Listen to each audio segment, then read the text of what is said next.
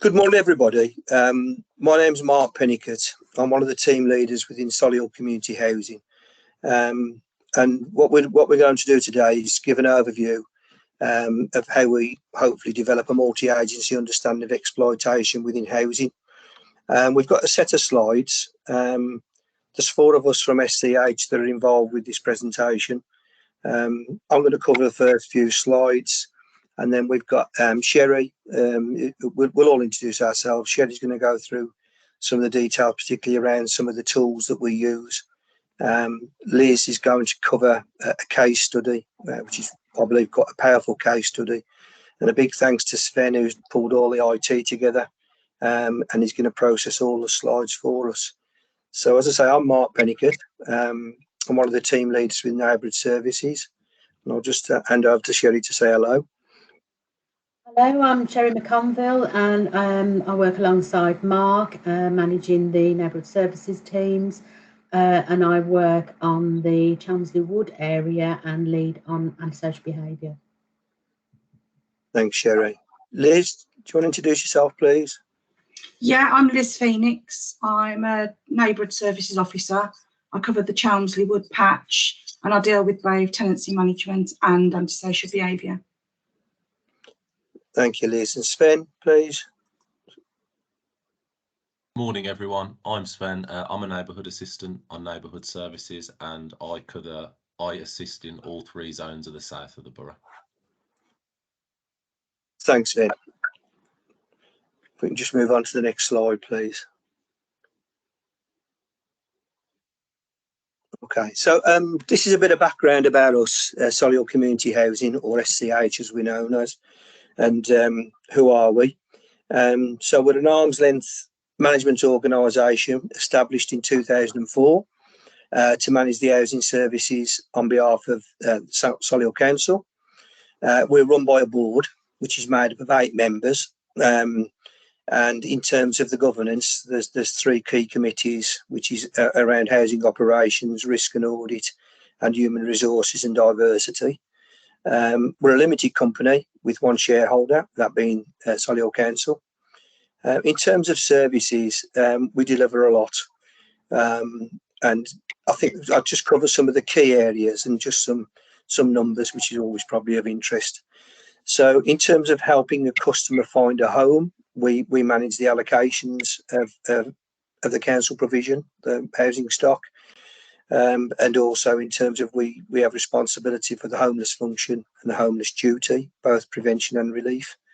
In terms of stock, at the moment, in 2021, we had over 2,600 applicants on the housing register, and we let 692 properties. And within our homeless duty, we once we've exhausted our prevention and relief, we rehoused 129 applicants with a homeless duty. Keeping our tenants' homes and maintained and repaired in a good order through the same year, over 33,000 repairs we completed, and also 9,000 gas servicing, obviously, which is something that we have to comply with within regulation. We've got income management, and that involves the collecting of rent. Our contact centre also, which is not on there, but I mean, in this particular year, 133,000 calls in a year. So you can probably see the size and the scale of some of the business that we deal with. Within Neighbourhood Services, where the 4 of us actually sit, we're responsible for the tenancy management and housing management functions, and also antisocial behaviour. And this is the team we belong to. In terms of ASB and noise nuisance, we take the lead role in tackling all types of antisocial behaviour on behalf of the council. It's a cross-tenure approach, or tenure neutral, for both council tenants and owner occupiers and private dwellings. And all these scenarios or potential cases have the potential to identify exploitation.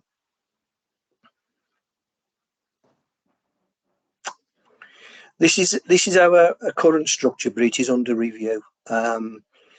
So what our current structure shows that we've got three executive directors and a chief financial officer. Obviously, when we're led by our chief executive, at the moment they say the structure's under review, and we are looking to go down to 2 directors. instead of the 3, together with the Chief Financial Officer. Thanks, Lynn. In terms of our structure, as I say, we've got an executive director, so that posts under review. Then we've got 3 senior roles, as you can see there: housing options, managing our homeless function, head of neighbourhoods, and our wellbeing manager. And then sitting under them is a variety of roles. I don't propose to go through them all, but where we actually sit in terms of ASB and the homeless function is under the neighbourhood services manager role, which we'll probably go into in a bit more detail on the next slide. So this is a bit of background about us on the presentation today. So ASB tenancy management team leader, that's Sherry, likewise, and myself.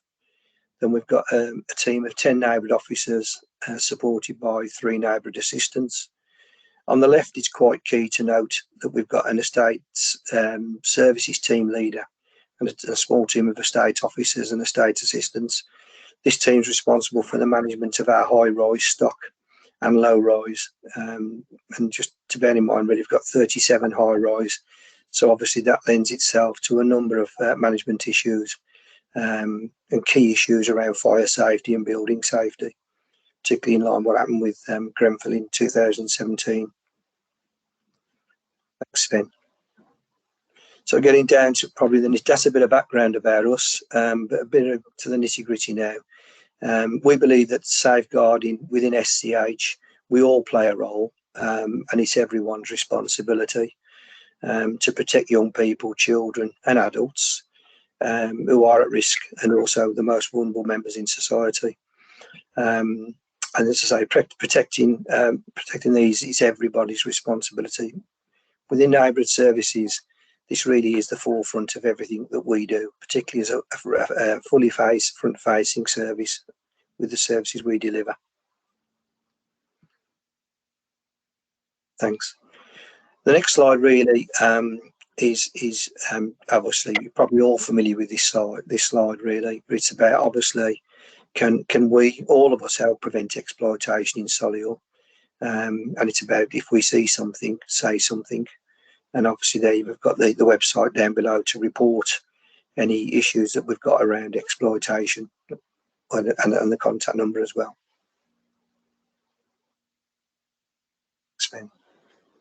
Okay, so in terms of what is exploitation, we've obviously lifted this this slide from the West Midlands metropolitan area definition for exploitation. And this obviously covers a number of key areas. I think as we go through the presentation, Sherry's going to cover this in more detail, particularly around some of the categories that we experience within Solihull Community Housing. But as we can see there, I've mentioned about obviously in terms of young children, adults, and some of the key areas where individuals can look to exploit. And this could through violence or threat of violence. And or for financial gain or other advantage of the perpetrator, and in exchange for the victim whether needs or wants. And I think our case study, which we'll cover later on, pays particular relevance to quite a number of these points. And individuals affected by exploitation can present into a wide range of settings, including sexual health, unplanned or urgent care, primary care and mental health services, and addiction services with different health issues. So obviously we've made the point the victim may have been exploited even if the activity appears to be consensual, and doesn't always have to involve physical contact. And it can also occur now, we're finding, through the use of technology and online. That's my bit done to kind of like set the scene. The next few slides just going to hand over to Sherry, who's now going to cover and go through some of the aspects that we deal with exploitation with SCH.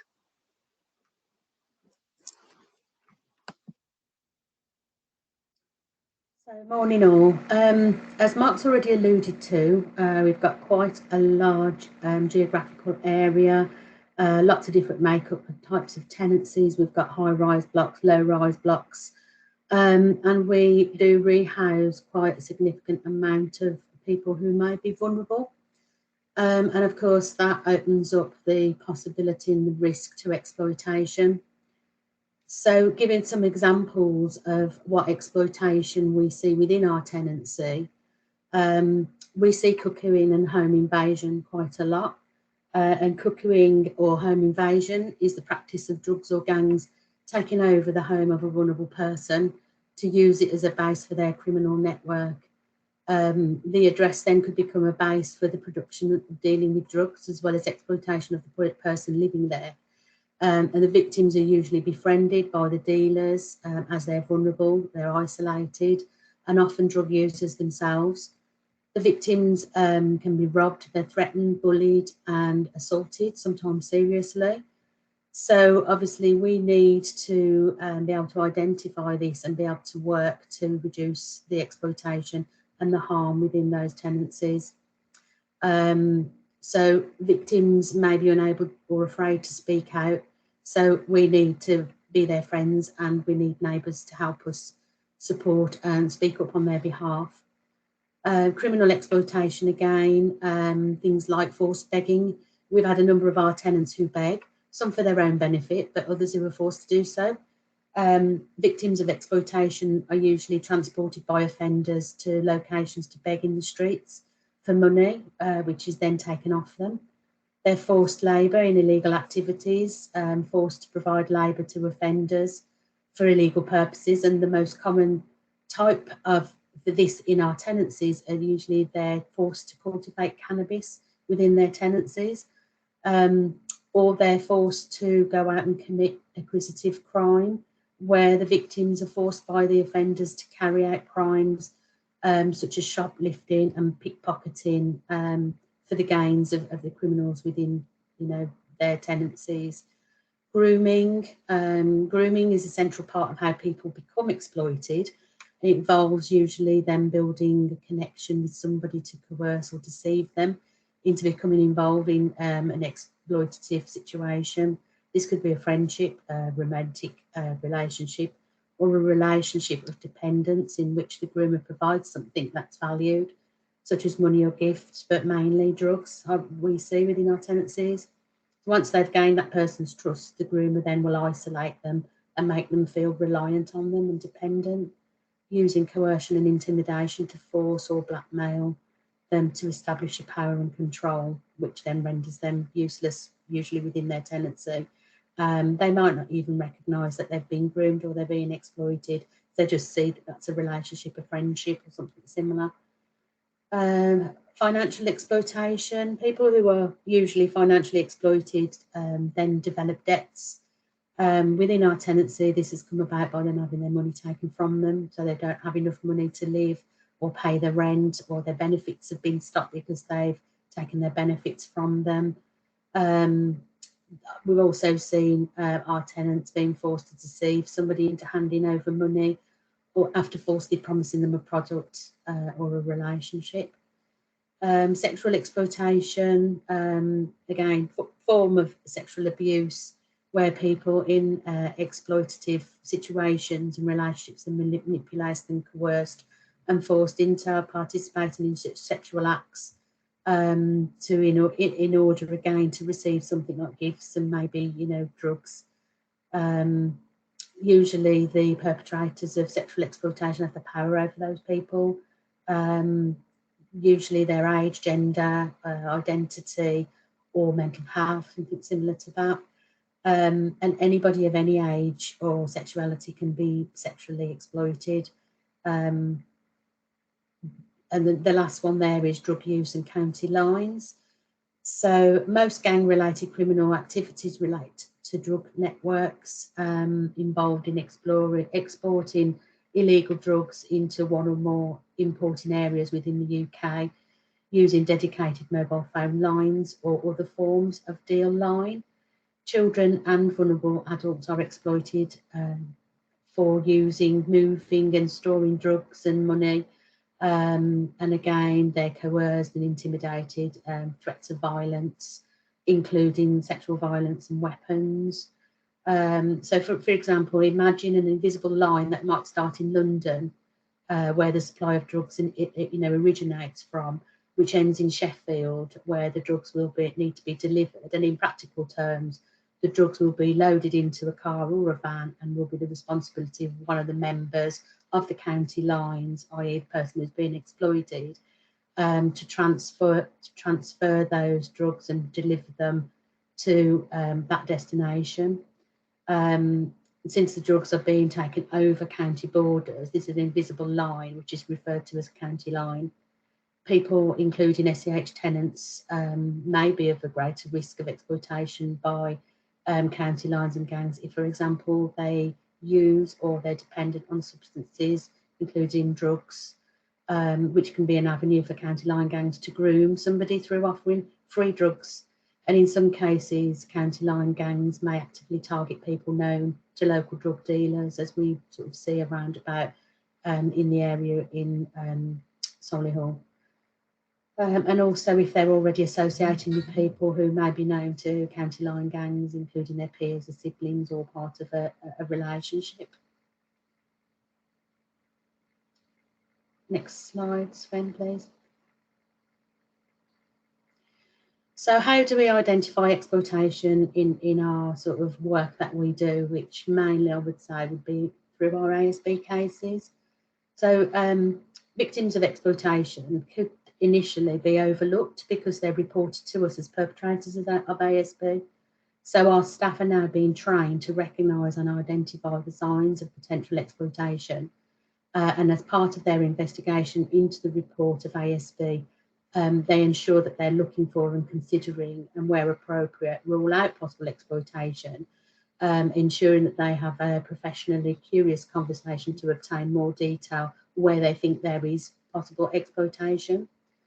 So signs of possible exploitation could include, for us in our tenancies, there's an increase coming and going to the property of more people than normal, people arriving and leaving at unusual times, known drug users visiting the addresses, cars, expensive cars, hire cars or bikes outside of the property, lots of short visits to the property, perhaps lots of different young people attending the property, classic signs that something's not right within that tenancy. Increased reports of ASB from neighbours to SCH or to the police, including arguments or violence, potential litter outside the properties or signs of damage to the property, including the doors or the doors being propped open. Also a sign is that their usual phone numbers have been disconnected, or they make contact with us from many different phone numbers over a short period of time. Also, you know, should our workmen have to go into the property, there could be suspicious items in there, like weighing scales or lots of phones, SIM cards, drug paraphernalia, and an unexpected presence of cash or clothes in the property of value, doors and windows which may have been blocked off or boarded up, presence of unknown people within that property who may act as friends of the tenant. We've had some where we've had people with accents from outside of the area, which has indicated that they're not local and so have travelled backwards and forwards, maybe trafficking drugs. Concerns that the inhabitant of the property has not been seen for a while. They may feel too afraid to leave the house, or they may have been prevented from doing so by a drug gang. Also, in our high-rise blocks, we get lots of people pressing the buttons to gain access to the buildings, reports that the tenant hasn't been seen, or there's no engagement with their family or services, or they might present to us as homeless in fear. They've managed to get away, so they're presented to us as homeless, saying that their life is at risk. And also reports of exchanges taking place near or within the property, including paraphernalia in the area, such as needles, foils or pipes.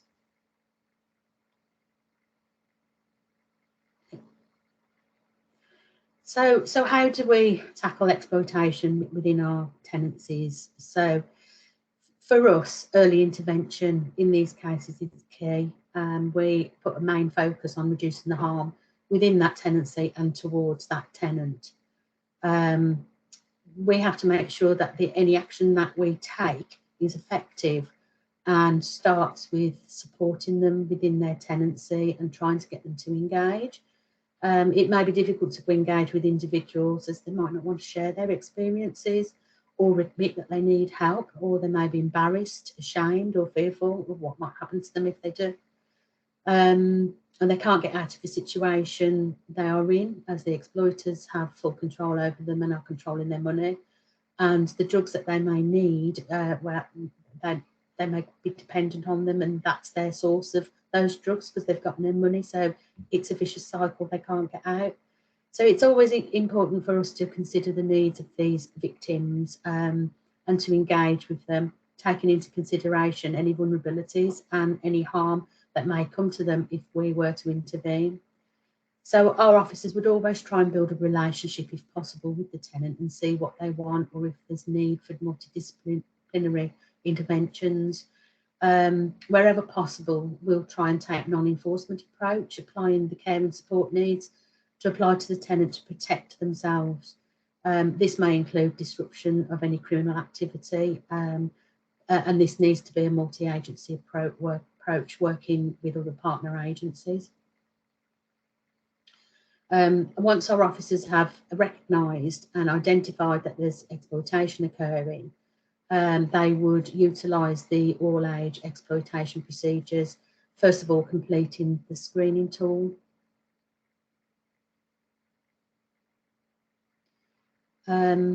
So once they've completed the screening tool and identified that there is exploitation within the tenancy, we would expect to be one of the key partners within the exploitation team, assessing the details and trying to identify the lead agency for the case and arranging for multi-agency professional meetings.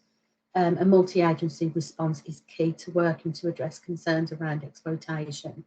And around the table with us, we would expect professionals from adult social care, children's social care, if children are in the household, police, mental health services, SIAS, safeguarding, and other support services to try and pull together an action plan to try and stop the exploitation. In some cases where there is an immediate risk to somebody, it may be necessary to take steps for us at SEH to take steps on an urgent basis to support them to move to alternative accommodation or look at some form of immediate legal action. All information that we glean about individuals partaking in the exploitation would be directed to the police using the FIB, the Force Intelligence Bureau forms. So our team are asked to do that constantly throughout the investigation of any of their cases, in any case, but particularly with exploitation. The idea is that SEH will assist to protect, support and disrupt in exploitation cases. But the most important and the most key criteria in these cases is that a multi-agency response is established in order to address the concerns around exploitation.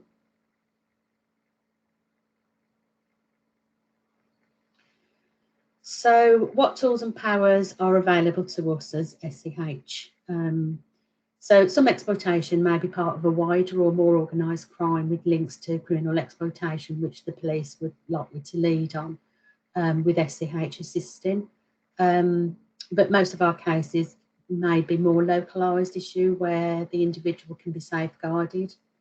As previously said, multidisciplined approach and working in partnership, we will together identify tactics and an action plan to disrupt multiple types of exploitation.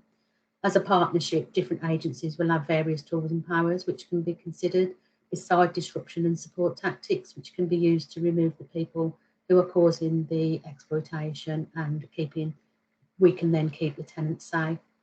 In more extreme cases, SEH and the police will work together to obtain closure orders or injunctions in cases of property that may be cuckooed or home invasion.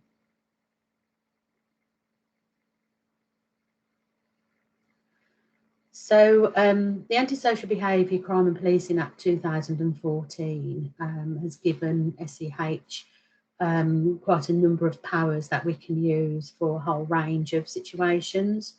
Particularly Part 8 allows for closure orders to be obtained from the court to be used to prohibit access for up to 3 months to a property. So this allows SCH to legally close a property down, removing everybody from within that property, including the tenant, and we will board the property up with a steel Cytex door with screens on the windows, but which will prevent entry to that property by anybody except those who we've requested to the courts to permit us into the property. So if we need to get in to do repairs or something like that, we would ask that we're ensured that we're allowed access into the property. And these orders can be obtained within a 48-hour period, so it's a pretty quick fix. Partial closure orders can also be an option. So instead of closing the whole property down and Cytexing it, what we will do is get a partial order which will stop anybody going into the property apart from the lawful occupant, who would be the tenant, and again anybody who's working with that tenant, so named professional individuals who might be working within that tenancy and with that person to support them with an action plan. And again, this is up to 3 months. After the 3 months, we do have the option of extending for a further 3 months. But their closure orders are designed for immediate relief and offers a 3-month window, so we can work with professionals to take that action.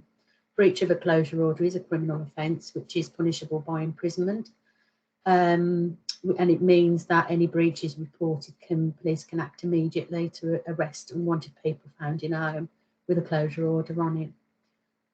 Also under the Antisocial Behaviour Crime and Policing Act, under Part 1, is the antisocial behaviour injunctions, which can be applied for and used in different ways, but it also restricts who can enter a property. We can also request from the court for prohibitions to be included within the order, which can prohibit certain behaviours or associations of an individual or individuals entering certain locations, such as a building, locality, or if serious enough, a whole county. We can ask the court for a power of arrest to be attached to the injunction, which means that any breaches of the order will result in police being able to arrest immediately and detain them. And if convicted of a breach, this can lead to imprisonment as well.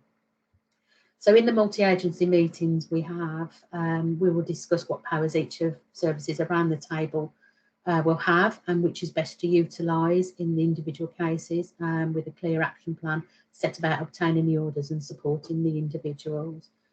It is important, obviously, that any vulnerabilities around the victim in each case are given complete consideration. Capacity or lack of capacity is a vital element of these tenants who are at risk and will impact on anything that we may consider going to court for an order. We would have to demonstrate to a court that we've considered the public sector equality duty around capacity, and we still want to go for that particular order. So that's a little brief around what tools and powers that we have and how we identify exploitation within housing. I'll now hand you over to Liz, who's going to talk you through a case study where exploitation was occurring within one of our SCH tenancies, and everything we've talked about has been considered. So Liz, over to you, please. Okay, thank you. Good morning, everyone. What I'm going to discuss now is one of our cases. It's a long-standing case that's been going on since 2019. It's a case of two parts, really, because it covers both the pre and post all-age exploitation procedure. And some of you who are in attendance today may recognise the case, but may not be fully aware of the overall history of it. But we have changed the names to protect the individual as well. So back in April 2019, we started to receive reports of antisocial behaviour occurring at a Solihull Community Housing property. There's all-night parties, smell of drugs, both Class A and B were said to be being used. Lots of people going to and from the property, cars pulling up outside and transactions occurring through the windows. The customer profiling, which is part of our antisocial behaviour case process, The notes on our system indicated that the tenant, Sammy, was a vulnerable female. She was in her late 30s and she'd been medically diagnosed with autism spectrum disorder. A home visit was conducted to discuss the allegations of the antisocial behaviour, and I took the opportunity to look around the property, ask the questions and try and find out the root cause of the issues being complained about. Sammy's property, it was clear and tidy inside. There was no signs of any drug paraphernalia, and Sammy answered all my questions with what would be deemed credible explanations for the visitors and the noise. Sammy made a counter allegation at the time against one of her neighbours, said it was one of the other tenants. It's a low-rise block of 4 flats, and again a credible explanation of the alleged nuisance. And you know, it even was put across to us that it may have been a malicious report to divert issues away from another tenancy.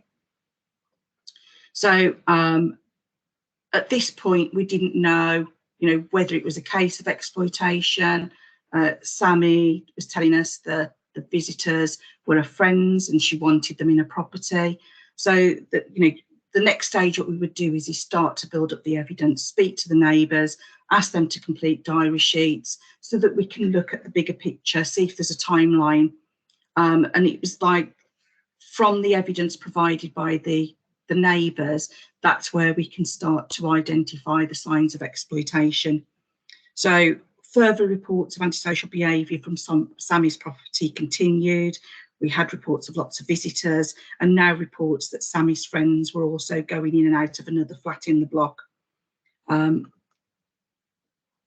All the neighbours in the area, neighbours in the particular block where Sammy lived, we also approached neighbours whose properties overlook the block, because obviously they're not amongst it, so they can actually see what's going on. So we approached them as well to see if they were prepared to provide us with information. We started to receive diary sheets in, and it's from those diary sheets that we started to identify the signs of the exploitation. The neighbours were hearing Sammy being shouted at. The neighbours were seeing Sammy selling her belongings. Unknown people taking over a property, which is identified as cuckooing, and there was a change in her appearance as well. We started to receive information that she looked bedraggled, she wasn't brushing her hair, she was starting to look unclean, and this wasn't the Sammy that we had known for a number of years. Information was passed to West Midlands Police through the Forces Intelligence Bureau forms, which is what Sherry said earlier, which is FIB forms.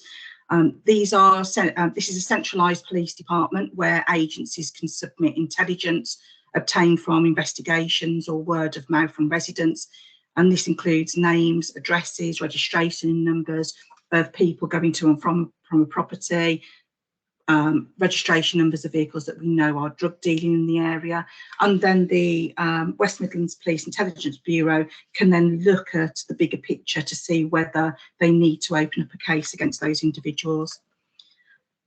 A further home visit was conducted at Sammy's after we got all the information from the neighbours, but this time round I noticed that the property was messy and dirty. All the nice house decorations were no longer in the property. Mirrors missing off the walls, and you could see she had a totally different demeanour. She looked withdrawn and she looked timid, and I could see there was a big difference in her from that first visit. I tried explaining to Sammy that she wasn't in trouble, and she needed to be honest with what was happening so that we could help her. And Sammy started to divulge that an old school friend had messaged her on Facebook, and that they'd helped her claim PIP, and that she'd been asked to lend her friend money so that she could buy her drugs. As she was, in Sammy's words, her friend was rattling, and she felt sorry for them, and that she didn't want to see them suffer. Sammy was asked what happens when her money runs out, and she said to me that they've made her sell her electrical goods, and this is when I noticed there was no TV in the room. Her video recorder had gone, lamps that she'd had and all her hairstyling equipment had all gone out the property. And during the visit, Sammy's phone was constantly going off as well, but she wouldn't answer it. And when I say it was like constant, it was constantly vibrating. And in the end, she turned it off in front of me. Now, at this point, there were concerns that the property may have been cuckooed, and it was time to bring in other agencies. But at this point in time, you know, in 2019, adult exploitation intervention was not like we see today. There was no screening tools. There was a lack of understanding about exploitation across the agencies. There was no specialised teams, and not included, you know, exploitation wasn't included in policies or procedures. So it was really difficult to get other agencies to support the action that we wanted to take. It was a huge learning curve for SCH. The dynamics of ASB cases were changing, and the actions SCH were taking on these cases were under constant review as the complexities of the case were unravelled. And then later on, we then found out that Sammy had actually been raped in her home. So obviously then this put a little bit more urgency on what we needed to do. With agreement from Sammy, family members were contacted to give her support. And then the family advised us that they'd raised concerns with adult social services back in 2017 about the fact that they felt that Sammy was actually being exploited by old school friends who at the time had suddenly become Sammy's best friends. However, with family intervention and the help of adult social services, these friends had suddenly disappeared, and there'd been no issues since then.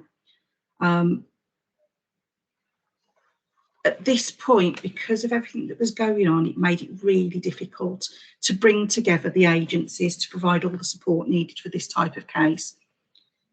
Neighbours continued to report issues. We now had possibly two properties in the block clearly being targeted. The other property was tenanted by a single female called Jenny. She's a highly vulnerable victim of domestic violence, also in her late 30s. She was a registered drug user, and she also had serious mental health issues. Attempts were made to contact Jenny, but she failed to attend all the booked appointments. Sammy advised us that the male living with her was a new carer. His name was Jack. He wasn't from Solihull, but from out of area. So again, all this started to raise more and more concerns about what was going on within the block and at these two properties. We arranged with the neighbourhood policing team to go out.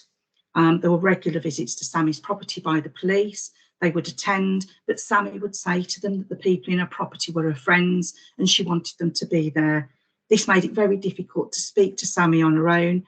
And Jack, who was the male who we'd noticed was at the property quite a lot, he appeared to take the lead on everything that was being discussed.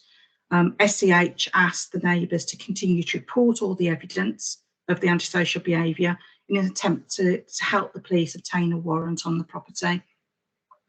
So the sort of things that we were asking for is the disruption tactics by West Midlands Police, the increase in home visits.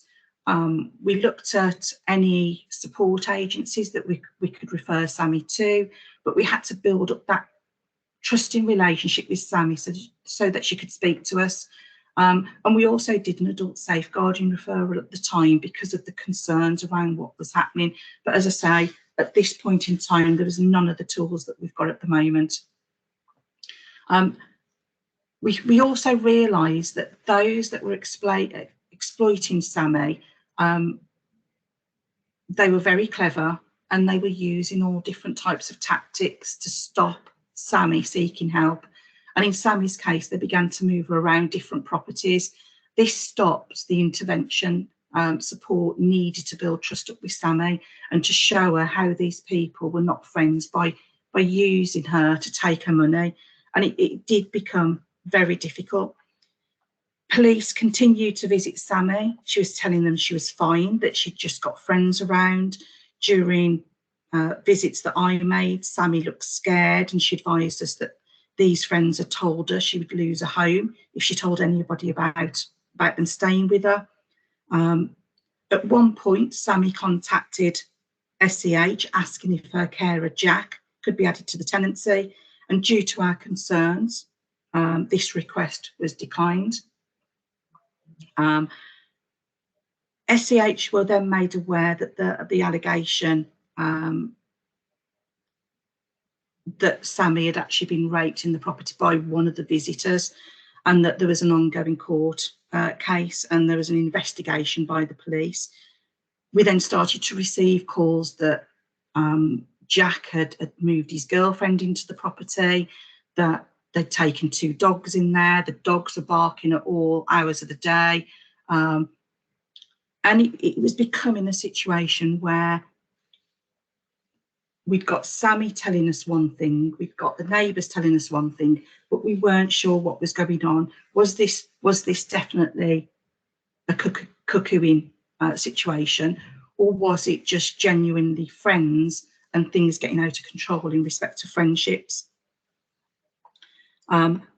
Neighbours then started to report that new faces were now visiting Sammy's, and they was also telling us they were all also going into a neighbour's flat, Jenny. They were partying, fighting, dogs barking. There were drug deals, drug use being reported by the neighbours. So we had to make a decision, because it wasn't a case of just trying to protect Sammy now and to protect Jenny. It was a case of we needed to protect the community, because we were getting all these complaints, and we needed to look at the harm reduction to the neighbours as well. An emergency meeting was held with the neighbourhood policing team. We raised our concerns about what was happening in the properties, and we believed that both Sammy's flat and her equally vulnerable neighbour Jenny had both been cuckooed, and that both financial and sexual exploitation of Sammy was occurring. The case was discussed, and it was agreed that immediately after the meeting, we would go out to the property and do a joint visit. So SCH and West Midlands Police, we visited Sammy's flat that afternoon. A full safe and well was conducted on Jenny's flat. When we went into that flat, it was in poor condition. It looked ransacked. There was drug paraphernalia strewn across the floor. So what we did was we secured that property. Jenny wasn't in there, so we made sure that property was secure so no one could go in and out of it. We then entered Sammy's property, and Sammy was found with various visitors. Many of them were high on drugs. The information obtained at the visit about who the people were in the property, and we could see there was clear exploitation of Sammy. After a search of the property by the police, one person was found actually hiding inside a fold-up bed. And it turned out that this person, Kelly, was wanted and was arrested by the police and taken into custody. She'd been hiding out at one of the other SCH properties and had been brought from that property over to Sammy's property, and she'd actually been on the run for 9 months. Both Jack and his partner Carly were removed by the police and advised if they were to return, they would be arrested for obstructing police.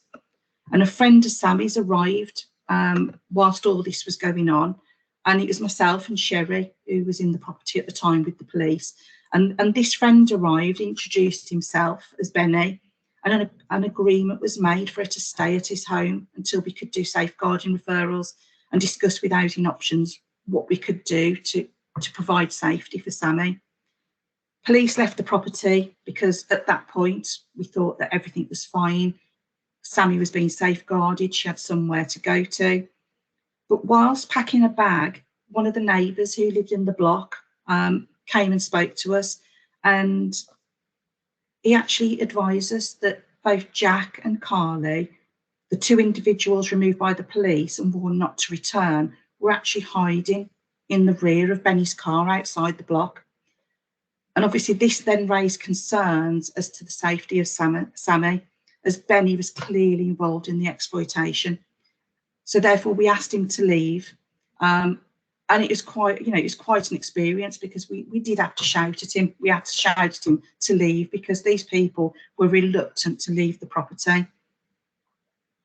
Jack then started shouting. He wanted to come into the property. It was his home, and he believed he was a joint tenant. And we had to advise him that, really sorry, you're not part of the tenancy. But he continued to have a go. He was shouting at himself, shouting at Sherry, shouting at Sammy. So we had to do a 999 call to get the police back at the property. Police arrived and allowed Jack to collect some of his belongings, and then gave him a strong warning that should he return, he would be arrested for obstructing the police. And the male friend who Sammy was going to stay with was also warned to leave and not return. And he was told that he would be arrested for harbouring a criminal, because it was his property that Kelly, who had been hiding out, the girl who got arrested. So it was an afternoon of, you know, a lot going on. I mean, at the end of the day, I think we left that property at 9:30 on the night. We made sure that Sammy was put into emergency accommodation. She was placed in hotel accommodation out of area. And as a result of that, we knew then that she was safeguarded for that evening. The next day, we arranged for temporary accommodation whilst we looked for alternative accommodation. We made an appointment with Sammy. She arrived at the appointment, but she arrived with a different male this time. And I asked her who she was, and she said, oh, he's a friend. I've known him for a while. And she didn't, for some reason, she didn't want to go into temporary accommodation. She wanted to return back to her flat. And obviously we can't stop people from making those decisions. So Sammy refused the emergency accommodation, and she returned back to her property the next day. As a result of everything that's happened, we made an adult safeguarding referral. We started to receive complaints again from neighbours. The perpetrators were reported back at Sammy's. Both Jack, Carly, Benny were all seen going to and from the property. Sammy stopped engaging with us. She wasn't seen at the property when myself or the police called, but neighbours were still reporting incidents of antisocial behaviour, but Sammy would never open the door to us either. So the concern started to raise even more. Because Sammy was no longer engaging, we had concerns over what was happening to her. We knew that Benny was one of our tenants, so a joint visit with West Midlands Police to Benny's bungalow over in Shirley, over the other side of Solihull. We found Sammy in the property. There's lots of drug paraphernalia around. There's evidence of crack cocaine in use and methadone. And Sammy was asked if she was alone, because she's the one who opened the door. She told us that she was on her own. The police conducted a quick search around the property just to see who was in there. And they actually found Kelly, the girl who was found in the settee. She was actually found tucked inside one of the kitchen units. And we then found out that she'd breached her licence conditions after being released from prison.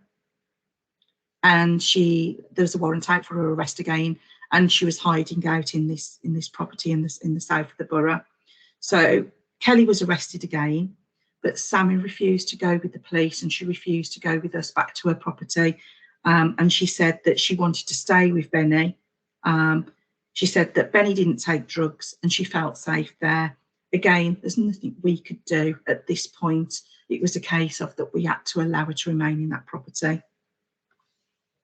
Over the next few weeks, months, further complaints were received from Sammy's neighbours that Kelly, Benny, Jack and Carly and others were seen going in and out of Sammy's flat. Sammy's family were now raising concerns with us, saying that Sammy's family knew Kelly. They said that she had previously exploited Sammy. And the family also said that Sammy had received a large back payment of PIP. And they also said that when Kelly arrives on the scene, Sammy always deteriorates in her mental health, in her demeanour and everything else. So the family knew that there was problems there. What we then did is that we worked with the mental health team and adult social services. We called a multi-agency meeting. and we involved the police, adult social services, mental health team, and also a small charity which dealt with people who were drug users and maybe sex workers. So we had this multi-agency meeting, and we actually put in an action plan. And the action plan that we put in place is that to gain control of Jenny's flat by offering Jenny alternative accommodation to provide a buffer around Sammy's address. Once Jenny's flat was released, to move to an application for a partial closure order on Sammy's property. This was aimed at creating a safe space for her. All those who were going in and out the property we believed to be exploiting Sammy would be excluded from attending the address, and this would be enforceable by arrest. So that would be working alongside West Midlands Police, and it was decided that we wouldn't actually arrest Sammy if there were any breaches, because it's not Sammy who is causing the problems. There was also agreement that the police would do disruption to Benny to create a space between Sammy and those who were believing to be controlling her. And then a partnership meeting to be held with Sammy, her family, SIAS, Sex Worker Support Agency, ourselves and the mental health teams and adult care teams. And this was to inform Sammy of the action being taken, so she fully understood and she had all the support around her. And to explain the orders that we wanted to take out and to make various offers of ongoing support. So this should prime a change in Sammy's behaviour and her life. Police also advised us that they would do an in-depth look at Benny, look at his background, and they also advised us that they would look at multi-agency enforcements going forward to try and stop him from moving these vulnerable females around, which seems to be in the limelight now. An ongoing monitoring of Jack to ensure that there was no abuse present with his current partner, Carly. We also asked for capacity assessments on Sammy so that her vulnerabilities were documented on file and to see if there was capacity and to understand how this exploitation was affecting her capacity. So that's where we were at that point.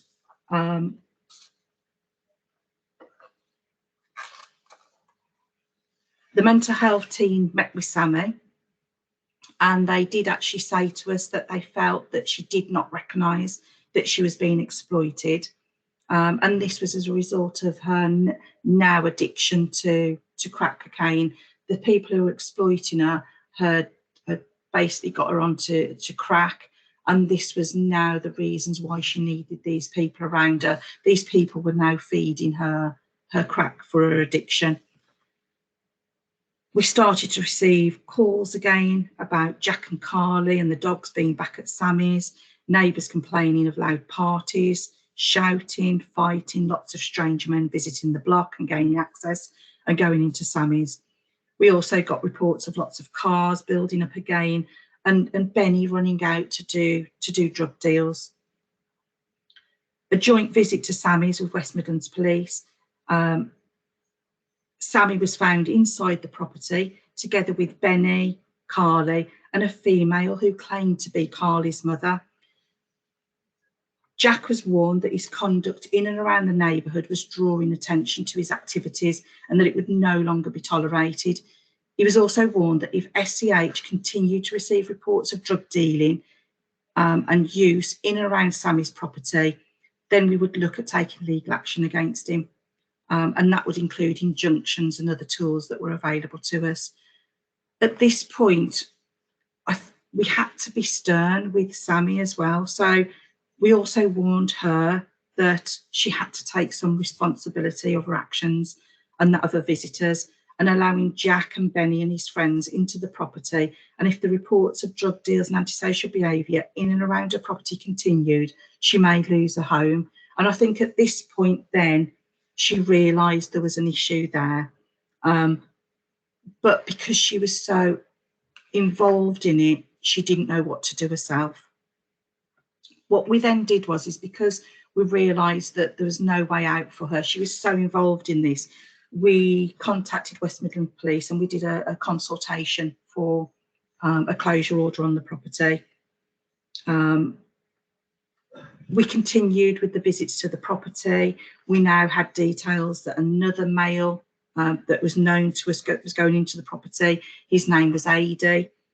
He had a history of heroin supply, cuckooing elderly people, and he was now seen going in and out of the property. We also received evidence that Jack was now selling drugs from Sammy's flat. Again, lots of visitors, but this time they were buying drugs. So it was a quick turn up at the property and they were gone within minutes. We had a court hearing set for the 22nd of January 2020 at Coventry Magistrates Court. We then started to receive that a local drug dealer known as Bobby and his partner Louise were seen visiting Sammy's. Jack and Carly were also seen coming in and out the property, but they were also seen getting into Bobby's car. So it looked like Bobby was now involved in this. Drug dealing was occurring from the property. So we now appeared to have a wider gang involved in the exploitation of Sammy.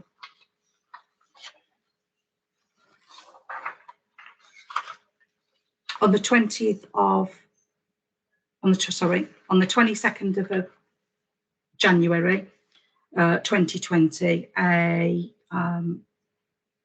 closure notice was served on Sammy. However, the court hearing was adjourned, and that was because they wanted to, the courts wanted to know about Sammy's autism. They wanted to know if she had capacity, and they also wanted to ensure that she had advocacy during the court hearing.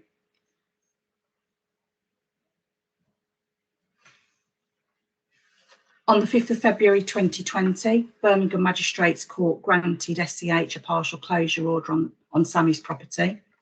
The judge presiding over the case made comments that it was the first time he'd actually seen a closure order used to protect a vulnerable tenant rather than it being used as a punishment.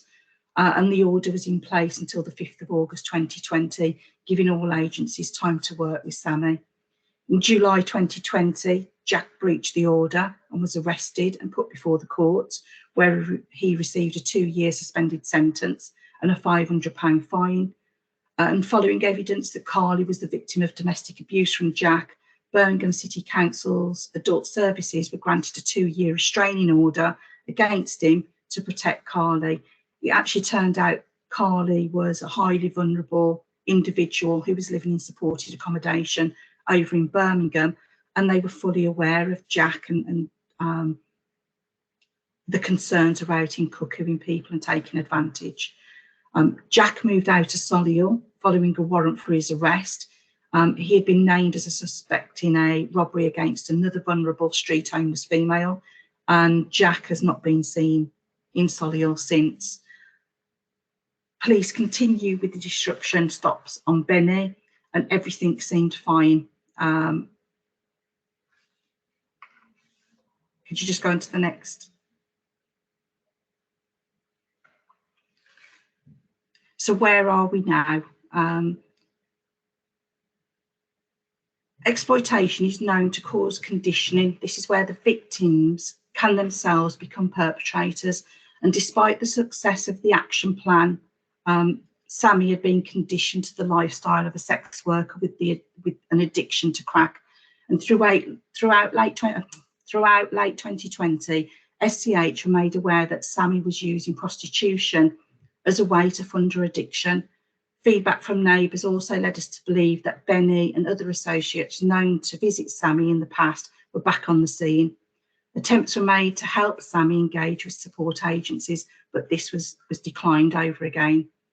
In spring of 2021, SCH were informed that Sammy was pregnant following a child safeguarding referral made by SCH. Children's Services in turn made an all-age exploitation referral. So this is when the new system came into play. So we've gone a full circle with this. We've gone from the old system where we had no tools to now having the exploitation referral mechanism in place. The case is still live. It's now led by the Exploitation Reduction Lead. SCH are invited into all the regular multi-agency meetings to provide community intelligence and housing support advice. But this example shows the complexity of the cases which we're now seeing on a regular basis.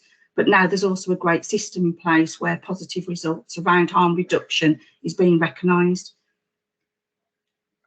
This case also shows it's important to understand that it's not a one-tool-fits-all. Each case has to be digested down, and what may be successful on one case may not work or be suitable for the next. Exploitation needs to be in the forethought of all customer-facing staff, and it's a subject that all agencies must come together to resolve.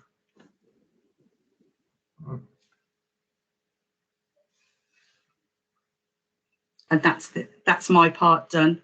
Is there any questions on that at all?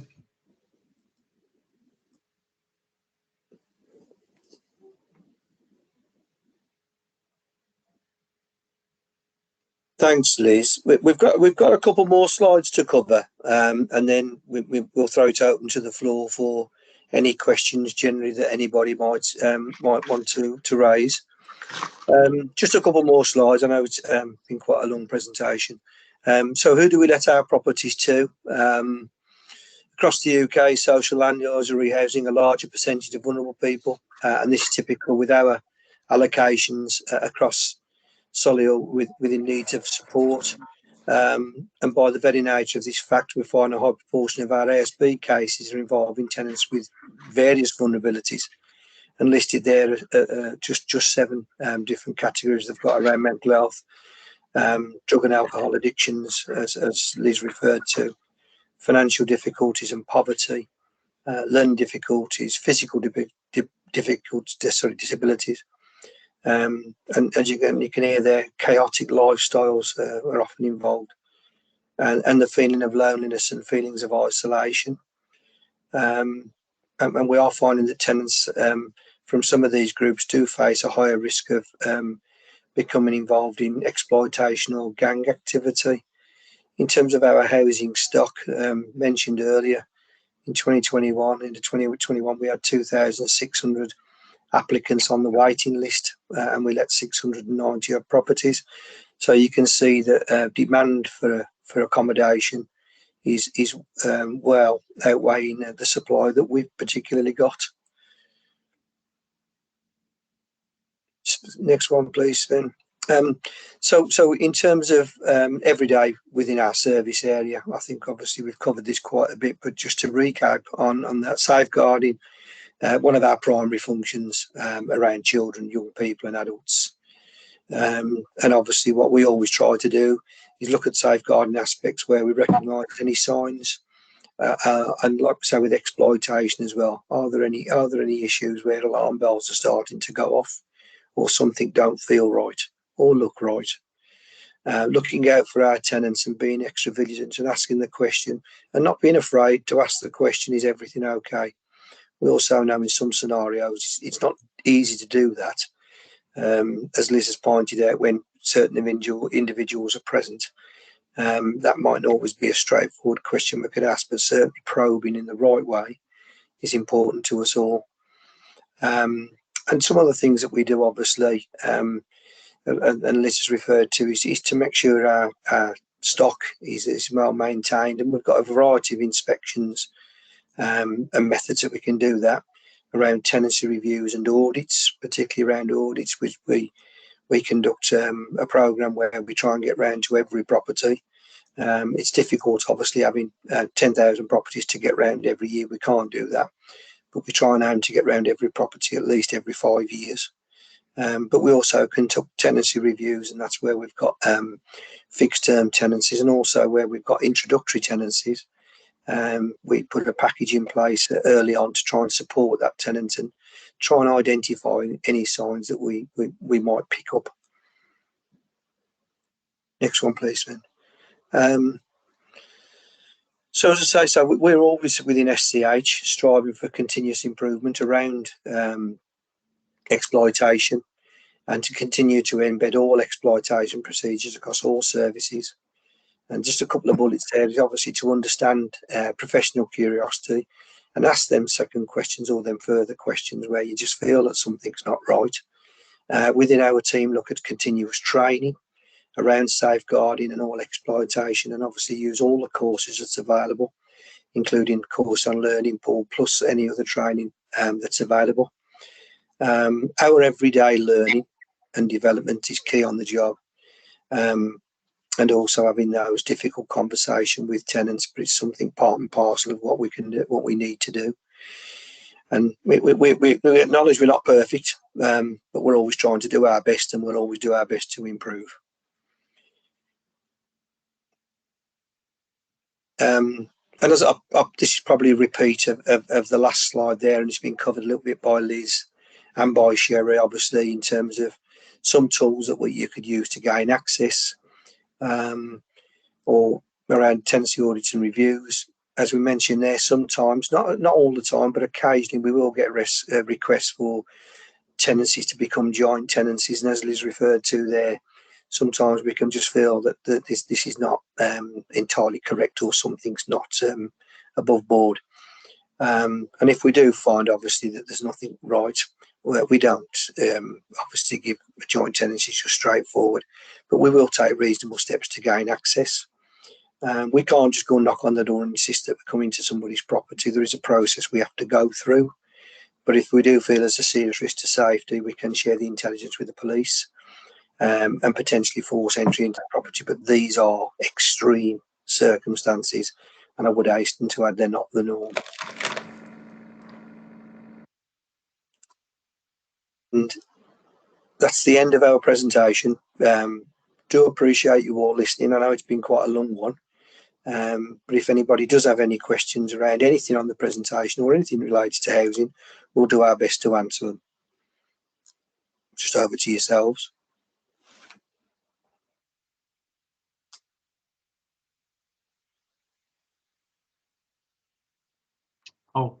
I'll share it up if that's all right. Yeah, far away, absolutely. Yeah, cheers for that, Sherry, Mark, everyone. It was really useful. So I obviously worked with yourselves when I was the neighbourhood inspector. I've now moved over to offender management, but I've also got the exploitation area of work as well, to try and coordinate what we do within Solihull Police. It's a massive piece of work, but it was just really to kind of reinforce some of those things. But also, I know there's always a burning question around intelligence. So when you say about submitting FIB forms, the Force Intelligence Bureau forms, that intelligence is really helpful for us, because when it comes on as an intelligence log, we can then use that for developing other pieces of work. So if we want to develop a warrant, we use intelligence reports to develop that warrant. We can't do it if it's on an email or anything like that. So it is really key that we get that information. But then to reassure people that when you do put that intelligence in, sometimes you won't see the outcome of it. So you know, you might put something in as intelligence. We don't come back to you and say, this is what we've done with it, thank you very much, we're now going to go and do a warrant, we're now going to go and arrest somebody, because the operational security around that. And sometimes the information might just sit there for 6 months before we're able to do anything with it. So it was really just to say, if you do put stuff in, sit tight. Please don't worry that it hasn't been seen. It's just that we can't always either say what we're doing or have the capacity to feedback. So I know that's often a key thing with intelligence, but I'm really keen to start driving the exploitation work with the partners and working with adult and child exploitation. To, if we can't always arrest people, we can't always apply perfect scenarios to things, but what we can do is put that disruption in. And everything that you said in the case study is exactly the kind of thing. It's not always about can we get somebody in custody and interview them and hope they admit something, but it's actually about, can we safeguard, can we do repeat visits and try and deter people from causing that harm. So yeah, I was just going to say, yeah, the multi-agency is key. Keep intelligence coming into us. And then, sorry if I missed it, but was that case study managed through the MACE process for adult exploitation? Yes, it was. Yeah. I can't remember the officer's name now. Tim, I can't. Sherry, Yeah, can you so- remember the name of the officer? Tim. I can't remember his surname. Tim Evans. Oh yeah, cool. So Yeah. and that's perfect. You know, I think the MACE process, bringing everyone together is really helpful to be able to drive some of these actions. So yeah, no, thanks for that. And just wanted to mention the intel bit. Thanks, Alec. I think the thing is as well, obviously, with that particular case, the FIB forms were instrumental, and there was a number of FIB forms that were submitted with that, and all of the cases. And I think, as you've said, it's so important, really, that if we think there's something going on, another agency think there's coming on, we might not necessarily all talk about it, but feed it all in. It's so important, and we've learned that over the last couple of years, more and more. So thank you for that.